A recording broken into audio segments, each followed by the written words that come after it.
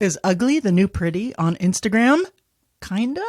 Have you hit a wall when it comes to growing your interior design business? Then welcome to Wingnut Social, the podcast specifically designed to accelerate your business through increased social media presence, impactful online content, and translating industry experience into physical success. This is your design business tightly fastened. Now welcome the hosts of Wingnut Social, Darla Powell and Natalie Graff.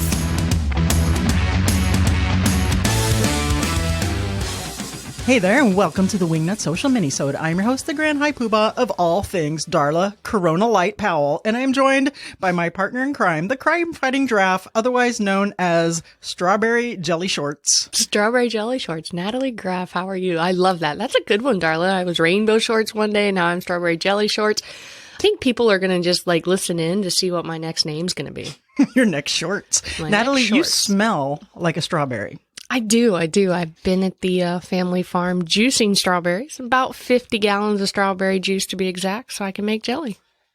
Oh, okay, all right. That's so. Hey, so interesting. the Amish wears many hats. Not only am I a podcaster and all that other good stuff, and big hats. Yeah, because you got to be hit. Natalie, we're not going to talk about what's big on you, are we? Natalie. Yes, Darla. Again, surprisingly, today we are talking about Instagram. Instagram is a hot topic. We've been really on the gram. We've been laying it thick on the gram the last few episodes, several episodes. I know, but this time it's kind of a little different in my mind because it's about your grid. I mean, we've been hitting it hard, but the grid's important, and everything that we've done our research on, I'm kind of very interested in this topic. Okay, so if you're listening and you've been living off the grid, see what I did there? And you don't really understand what Instagram is, go back and listen to some previous mini potties and we'll tell you all about it and how to post there. But today is for all of y'all on the grid and talking about that aesthetic, that whole 9-grid image that you can see that's branded to somebody.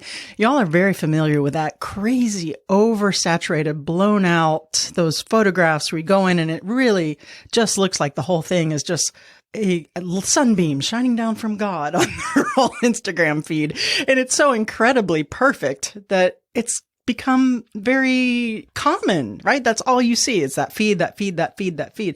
So, of course, naturally, we're witnessing the death of that. We kind of are. We're witnessing the death of that. That is trending out. People are getting really exhausted from seeing that same old, our director, Shana Heinrich, calls it, quote unquote, Instagirl feed. It's very saccharine. It's very just too perfect. You want to know why some of that's fading out? Tell me. Because back in the day, when Instagram first started, photographers would grab their cameras, not necessarily their iPhones, but cameras, their digital cameras, the newfangled digital cameras, the best was on the market, and take the perfect pictures with the perfect lighting, and they would edit that. And then voila, they had the perfect feed. But now, so many users are just using their cell phone. So do you think that's partially what led up to this trend? I do, because I remember having one of those newfangled digital cameras that took all these great pictures. And now your iPhone, because you have the latest and the greatest, takes pictures unbelievably. You don't even need one of those digital cameras. So how does that account for the change in the grid aesthetic? Because think about the users that are using Instagram. Now it's like a shortcut. Kind of in my mind, in my little Amish brain, it's a shortcut, because now instead of editing them to make them that perfect picture you're talking about, they're just keep walking down the street and upload a picture that they just snapped with their phone and they're done. That's an interesting theory, but I would like to point out that cell phones and the cameras have been around for a bit. I know, but now the cameras on the cell phone are so good, it cuts out a step. In my mind, that's just my little Amish brain. That's a very interesting take. Just saying. I can appreciate and understand that take, but the point is that curated, perfect Instagram feed, maybe you have every alternating color block. It's just, everything is perfect. Everything is airbrushed. They're living a life that doesn't even really exist, is going out. So I'm gonna bandy about the A word again. Natalie, do you know what that is? Aesthetic? The English spelling. That's bonus points for that. All right. Well, Dan Quayle spelled potato with an E, which technically in England, I think they do. But anyway, I digress. Jerry Cerruti, please fact check that for me. Actually, I'm going to say authenticity. Oh, hey, I had the A right. People are so tired of the bullshit on Instagram and the fakeness that, again, it's boiling down to the authenticity. And finally, we're seeing real people come to the surface. And that's in alignment with the past minisodes that we've done, talking about the micro-influencers. And did we talk about that on minisode? Yeah, I don't know if it was a minisode, Darla. It might have been one of the one of our past episodes. One podcast or another there. And how the micro-influencers are growing. And these big accounts with billions of followers, it's all fake, are quickly losing steam. Hey there, Wingnuts. Do you love doing your own social media, but just don't have a sound strategy in place? Are you just throwing images at the wall, hoping they stick to your ideal client? Well then, Natalie and I are super excited to tell you about our Wingnut Social Strategy Package. One of our expert social media wingnuts will help you discover your goals, analyze your current performance, build your customized social marketing plan, and coach you on the implementation. It's a tremendous value, and you can find out more by going to wingnutsocial.com/services or by giving us a call at 1-877-WINGNUT. Again, that's wingnutsocial.com/services or 1-877-WINGNUT. Now, back to the show. Okay, when it comes to your Instagram feed, I'm not saying you want it to be ugly. You don't want it to repulse people and turn them away. What I'm saying is you still want to post nice shots. You want to post nice pictures of yourself. You want to make sure your photos are framed nice and look pretty, but they're not unobtainably perfect with that whitewash, blown out look that we've been used to. So with a millennial pink that we've been bombarded with the past year, 2 years, 3 years, 4 years, 5 years. And I think our director, Shana Heinersee, put it best. And we asked her for a couple little bullet points on this and what she thought, because she dives into this every single day here at Wingnut Social. And these are her 3 little bullet points that she came up with. And she said, infuse yourself into every post. And her second one was to include things you like or you're doing, but that still look good on Instagram. And what she means by that is, travel pics, process pics, and tell a focused story about them to help show your personality or what it would be like to work with you and your expertise on that subject matter. And the last thing that she pointed out was worry less about the images and how they fit together in a grid, and more about how each of those images represent you. Yeah, because people are taking a deeper dive when they're searching your brand. They're going in and they're checking individual posts. And I do understand the impact of a quote, pretty, unquote, grid, right? So that still does have its appeal. But once they get past that, you want to have some meat and potatoes. You want to have something for them to really dig into. And again, don't confuse us with, here's a bowl of the oatmeal I ate last night and the Metamucil I had alongside, So I'm not saying by any means that your Instagram should be ugly or that you should forsake having an attractive feed or something that's pretty, especially in the interior design industry, to forsake that just to show your personality. There's a happy medium there. I'm just saying it's not unobtainably, crazily blown out fantasy land. People are looking for more of a real account.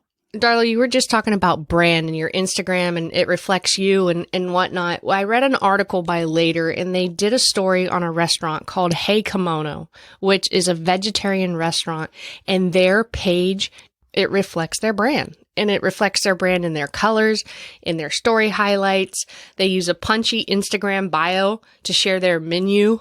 You can just look at it and see it. And it's definitely something to pay close attention to if you're trying to future-proof your Instagram account, is how it reads on your homepage. So if Darla Powell Interior, well, let's say Wingnut Social, our brand colors are brown, oranges, greens. We are on brand. That is not our brand colors. Oh, I thought they were. Browns, oranges, and greens. Oh, maybe I'm confusing the two businesses. Maybe I need less to do. All I'm saying is if you look at Wingnut Social, it's on brand. It's on point for the color because the team does an amazing job. At?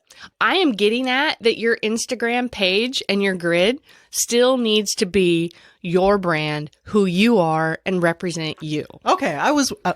you were wondering where I was going with all this. Okay, I was wondering where you were going with all that. Oh, okay, yes. So, not ugly, not unobtainably perfect, but also needs to represent your brand. You want to be able to look at it, be authentic, and be all these things and say, oh, that's still on brand for Wingnut Social, or still on brand for Darla Powell Interiors, or for Susan McNuggets, the residential designer for Wingnut Social.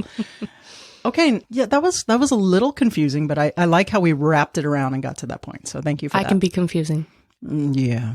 I know. Yeah. Sorry. Yeah. If anybody has any questions, Natalie at Wingnut Social, I'll be happy to answer them. Yeah, Natalie at Wingnut Social. Ask her, what the hell did you just .com. .com. What did you just say on that mini-sode? I am very confused. And yeah, let her explain it, not me. I'll be happy to explain it. Listen, things make sense in my brain a little different than they do in yours, and I got round to my point. So yes, you did, on top of your head. All right, guys, thank you so much for listening. Please leave us a review on whatever the hell you're listening to this podcast on. Tell your friends what the hell. Tell your enemies. And if you have any need for social media marketing from experts, a very highly educated team with master's degrees in marketing and such, we'll help you. Yeah. We'll be all up in your grid. Give us a call at 1-877-WINGNUT or go to wingnutsocial.com/services and book a little appointment to talk to Natalie or Kyle Cerruti DeForest. Does that name sound familiar? Well, it should. That's it for today, Nat. Got anything else? nope, so long. See ya. Thanks for joining us today. Be sure to tune in next week for more business and marketing info and insightful interviews with industry experts and design superstars. Can't wait? Then head on over to wingnutsocial.com for more great content to help you get your business to the next level.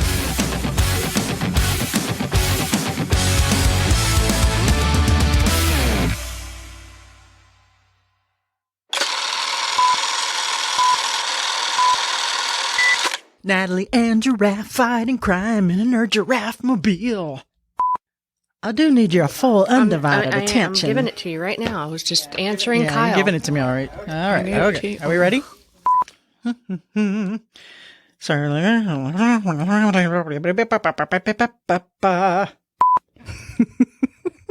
I kill me. I really do.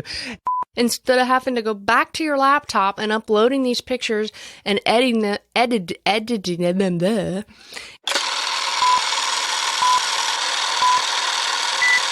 Good boy, Mango.